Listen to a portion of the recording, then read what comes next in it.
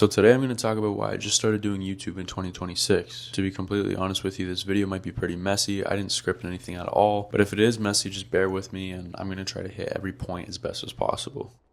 Just before I started college, I started making music. This was also around the time that TikTok just came out, and shortly after that I started marketing my music through there. I had a few videos go semi-viral, and all of a sudden I started to have a fan base. This was super weird for me because I remember my close friends not really supporting me with my music career at all, and for some odd reason, random strangers on the internet wanted to support me, so it just didn't really make sense to me. Either way, I got addicted to that feeling, and it really pushed me to do more. COVID was also right around the corner, so it was kind of a perfect time in a way to start because everyone would be doom scrolling their phones because there was nothing else to do. I actually started doing a lot of TikTok lives during that time period. I'd hop on at night and I remember being on there for about 2 to 3 hours. By the time I got off, TikTok would show you your viewer count for how many people went into your live stream at that time. And roughly I had about 3,000 to 5,000 people join every single night. So that was also another addictive feeling. And on these lives, I didn't really do much at all. I was honestly just communicating with random people on the internet and showing off my music and trying to just grow my fan base. But while doing that, I met a lot of cool people and even some friends out of it. So I continued to do music, and honestly it was a really good coping mechanism for me because I remember at the time I was going through a bad breakup and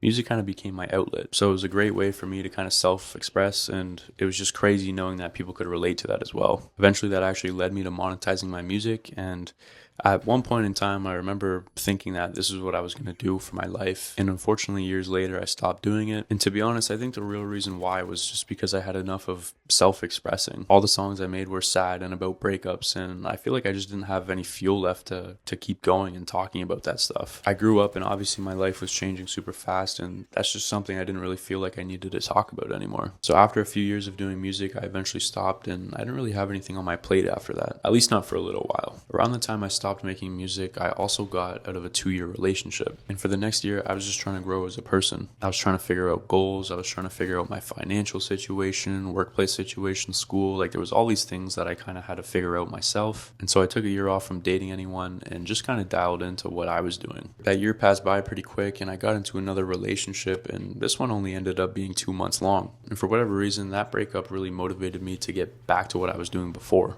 I started hitting the gym every single day and I was trying to figure out a game plan what I want to do for the rest of my life. At the time, I was really into the game of reselling. I was working at a streetwear and vintage store. I always had a passion for fashion. Did not mean to make that rhyme, but it does. And all of a sudden one day, I remember coming up with this game plan of becoming an influencer. I told myself that I'm going to be a fashion influencer who eventually one day is going to be working from Bali, basically. And I'll be so honest, in the moment, I was dead serious about this. I remember every single morning after the gym, I would go in the sauna and I would literally just be manifesting for 10 minutes at least every day, thinking about exactly what I was going to be doing. So that's when I started another social media account, although this time I was definitely focusing on Instagram more than anything, and my goal was to become a fashion influencer. Before starting that account, I knew a lot about social media. I was doing it for my job, and honestly, it was just a passion of mine that I had from the past. So I remember just after a month, I started growing really quickly on Instagram. And I believe just before 2 months, I hit around 10,000 followers. So in my head, I'm like, damn, this is amazing. This is exactly what the game plan was.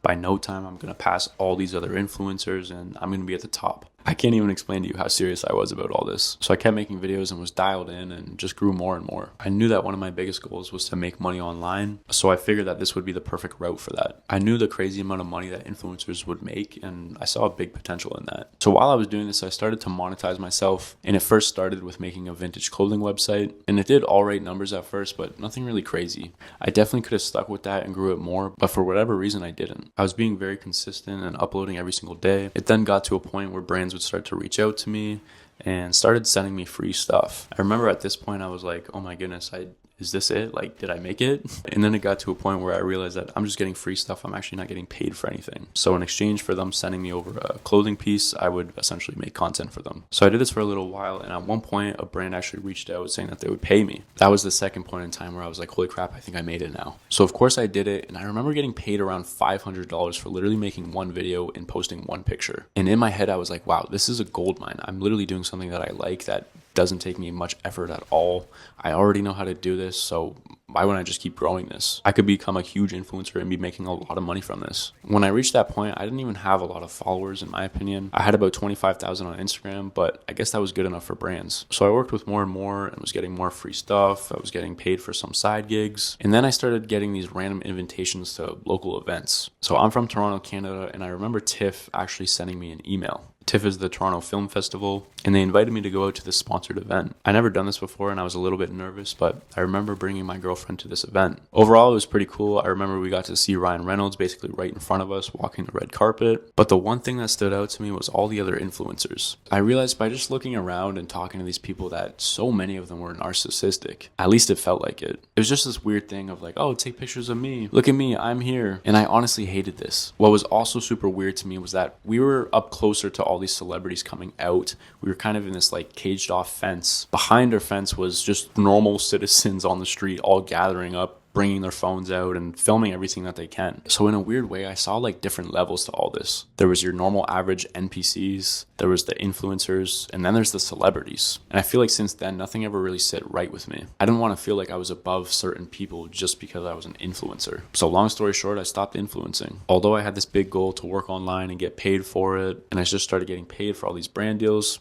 I decided that it wasn't right for me anymore. It kind of just felt empty and meaningless to me. Also, a bit of a side note, but I hated posting on Instagram and felt like I was just chasing all these likes and comments and follows and all this engagement. And like, I thought to myself, for what? It definitely took a hold on me, and I didn't really like that at all. It basically just built stress and anxiety thinking about it almost 24/7. But it's kind of funny to think about all this. I feel like I've lived like so many different lives at this point. I had my music career, I had my influencing career, and now I'm just working a normal 9 to 5 and wanting to do what I'm doing now. So what is it that I'm doing now exactly? I'm the type of person who needs to chase after something. I need goals to reach. I'm super ambitious, and if I'm not doing anything, then I feel super unproductive. So honestly, when I got this 9 to 5 about 4 months ago, I was also trying to find something else to do. I have my side business right now where I still sell vintage clothing, but I don't really have to put a lot of time into it, so I needed to find something. And for the last few months, I was brainstorming. I was mainly brainstorming another side hustle that I can create, and at one point I even thought about selling digital products through Etsy.